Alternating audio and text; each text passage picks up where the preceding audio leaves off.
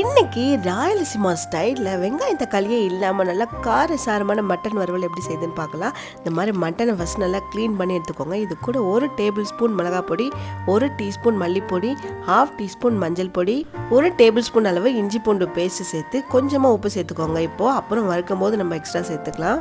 இந்த மசாலா மட்டும் போதும். நான் எடுத்துருக்க மிளகாய் பொடி நல்லா காரமாகவே இருக்கும். ஸோ நீங்கள் காரம் கம்மியாக இருந்துச்சுன்னா இன்னும் கூட எக்ஸ்ட்ரா 1/2 ஸ்பூன் சேர்த்துக்கோங்க. இது கூட 1 டீஸ்பூன் எண்ணெய் சேர்த்துட்டு நல்லா மேரினேட் பண்ணி வச்சுருங்க. ஒரு 2 மணி நேரமாச்சு நல்லா ஊறட்டும். மசாலா எல்லாம் கலந்து நல்லா சூப்பராக ரெடி ஆயிடுச்சு. இது அப்படியே ஊறட்டும். இப்போ ஒரு குக்கரில் ஒரு 2 டேபிள் ஸ்பூன் எண்ணெய் சேர்த்துக்கோங்க. நம்ம 2 மணி நேரம் மேரினேட் பண்ணி வச்சுருக்க மட்டன் எடுத்து இது கூட சேர்த்துட்டு நல்லா கலரி விட்டுருங்க. எல்லாத்தையும் சேர்த்து நல்லா கலரி விட்டுருங்க. இந்த மட்டன் வேக வைக்கிறதுக்கு நம்ம கூட ஒரு 1/2 கிளாஸ் தண்ணி சேர்த்தா போதும். இதுக்கு அதிகமாக வேண்டாம். இந்த தண்ணியிலேயே அது நல்லா சாஃப்டாக வெந்துடும். இப்போ அப்படியே மூடி போட்டுட்டு ஒரு 6லேருந்து 7 விசில் விடுங்க. நான் கரெக்டாக 6 விசில் தான் விட்டுருக்கேன். மட்டன் நல்லா வெந்து சாஃப்டாக இருக்குது. சூப்பராக ரெடி ஆகிடுச்சு பாருங்கள். இது அப்படியே இருக்கட்டும். இப்போ ஒரு கடாயில் ஒரு 3 டேபிள் ஸ்பூன் எண்ணெய் சேர்த்துக்கலாம். எண்ணெய் சூடானதும் கொஞ்சமாக கருவேப்பிலை, ஒரு 2 பச்சை மிளகா, இது கூட 2 வரமிளகாய் சேர்த்து ஃபஸ்ட்டு தாளித்து எடுத்துக்கலாம். கொஞ்சம் மீடியம் ஃப்ளேமில் இருக்கட்டும். இப்போ நம்ம ஃபஸ்ட்டு வேக வச்சுருந்தோம் இல்லையா, அந்த மட்டன் அப்படியே தண்ணியோடவே சேர்த்துக்க போகிறோம்.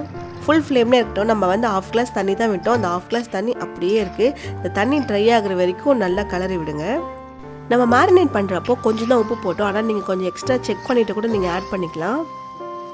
தண்ணி எல்லாம் ட்ரை ஆகி நல்லா சூப்பராக ரெடி ஆகிடுச்சு. இப்போ கடைசியாக 1 டீஸ்பூன் கரம் மசாலா சேர்த்துக்கலாம். இது கூட 1 டீஸ்பூன் பெப்பர் பவுடர் சேர்த்துட்டு நல்லா கிளறி விட்டுருங்க. நல்லா கமன் வாசனையோட ஒரு சூப்பரான ராயலசீமா ஸ்டைலில் மட்டன் ஃப்ரை ரெடி ஆகிடுச்சு.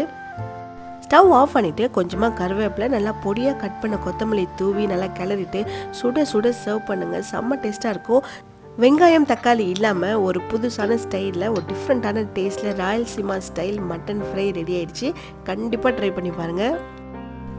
எனக்கு பொதுவாகவே மட்டன் குழம்பை விட இது மாதிரி மட்டனை ஃப்ரை பண்ணி சாப்பிட்றது ரொம்ப ரொம்ப பிடிக்கும். அது நல்லா காரசாரமாக சாப்பிட்டோன்னா ரொம்ப பிடிக்கும். இதே மாதிரி இன்னும் நிறைய டிஃப்ரெண்ட்டான ரெசிபிலாம் தெரிஞ்சுக்கணுன்னா மறக்காமல் நம்ம சேனலுக்குள்ளே போய் பாருங்கள். கண்டிப்பாக உங்களுக்கு எல்லா வீடியோஸும் ரொம்ப பிடிக்கும். பார்த்துட்டு ட்ரை பண்ணுங்கள்.